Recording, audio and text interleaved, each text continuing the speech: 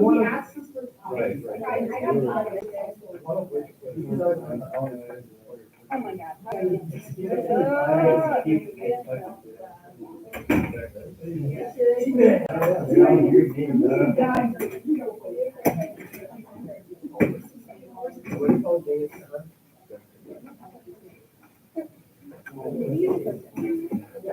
All right, good morning. Happy Friday, bless you.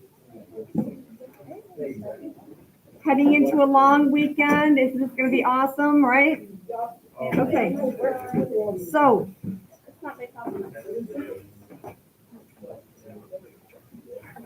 I want to kind of finish up the notes from section 7.2. We got through most of them yesterday. Want to point out, just a reminder, these are our two new formulas right here. They are on your formula page. These two, or call it three formulas, what we call our conditions, those are not on the formula page. You need to know these. Okay? Your 10% condition and your condition for approximately normal. And when you look at some of the AP materials, they don't even call them by the same names. They talk about having that you need to have a large population and a large sample size. Bless you. Okay, so they will talk about the 10% condition being a large population size, meaning the population is so large that your sample is not a large enough percentage of that. Okay, they'll call this a large sample size because what we're trying to do is make sure that our sample size N is large enough to compensate for a P and a 1 minus P that might be slightly off balance. Okay, so if you're ever seeing things with AP materials, again, they'll talk about this as large population condition, and they'll talk about this as the large sample condition. Okay, so we made it through all these examples, but I want to back up. I want to talk about the standard deviation formula. So I'm going to go back to the Reese's Pieces exercise that we did. So one of the new formulas is you take your P times your 1 minus P and you divide by your N size, and that's underneath a square root. And that is the standard deviation for your sampling distribution. What I wanted to show you is how that formula actually works right here.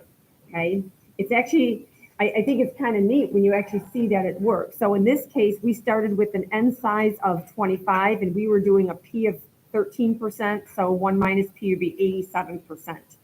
So the square root of 13% times 87% divided by that N size of 25.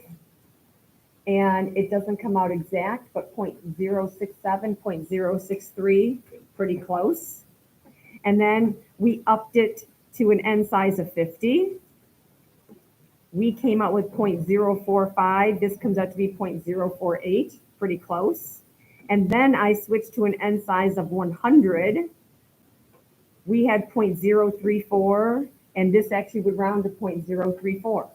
Okay, so when I was using the little applet yesterday and I was generating these repeated samples, and we saw these standard deviations kept getting smaller and smaller and smaller, they were following this formula. Okay, and you can see why they keep getting smaller is what happens is you end up dividing by the N size.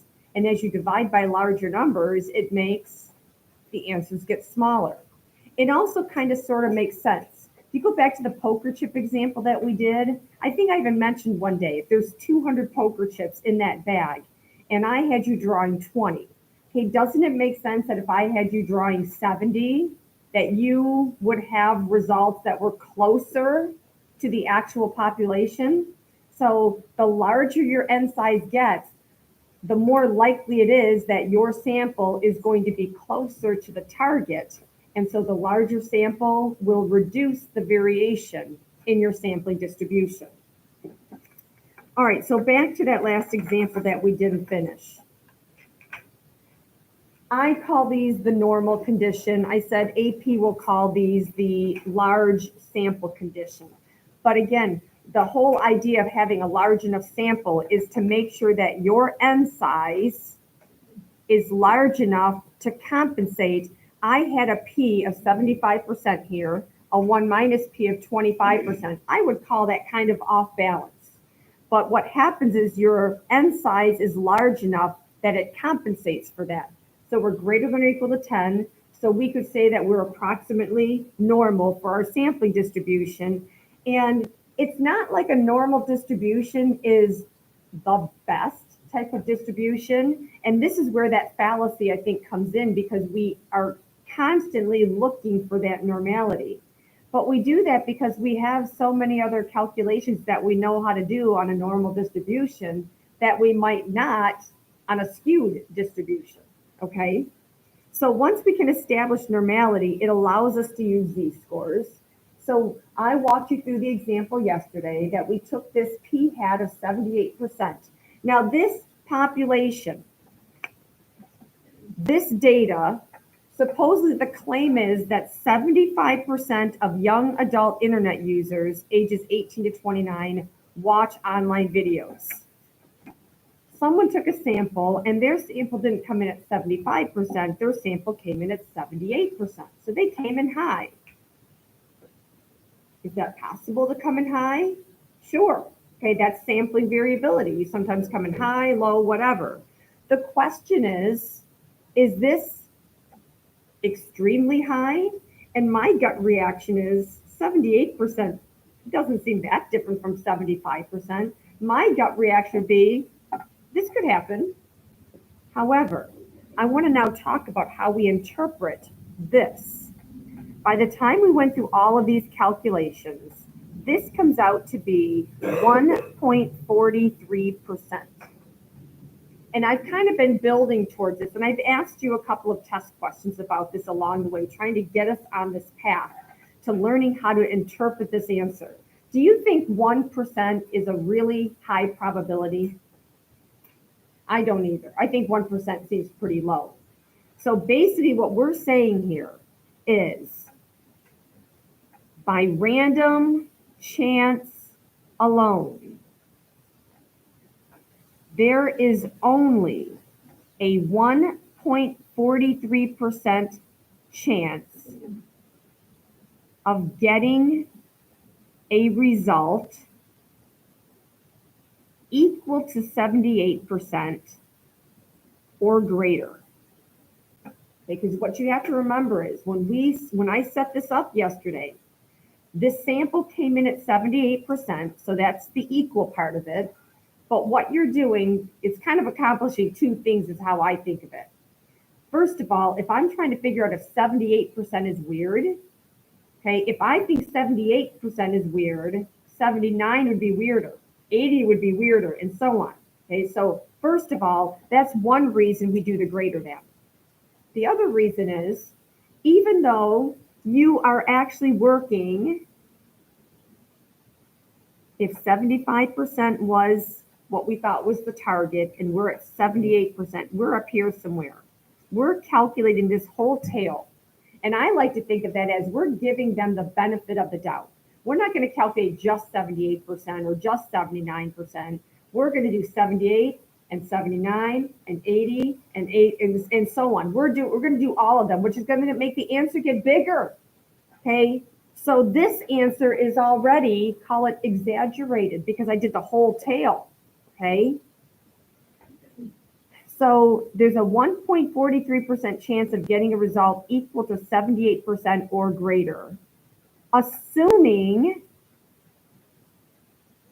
that the claim of 75% is true.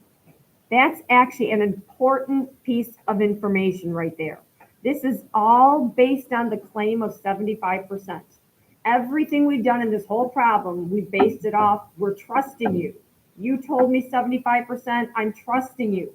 I used that 75% right here. I used it here. I used it here. Okay, I trusted you.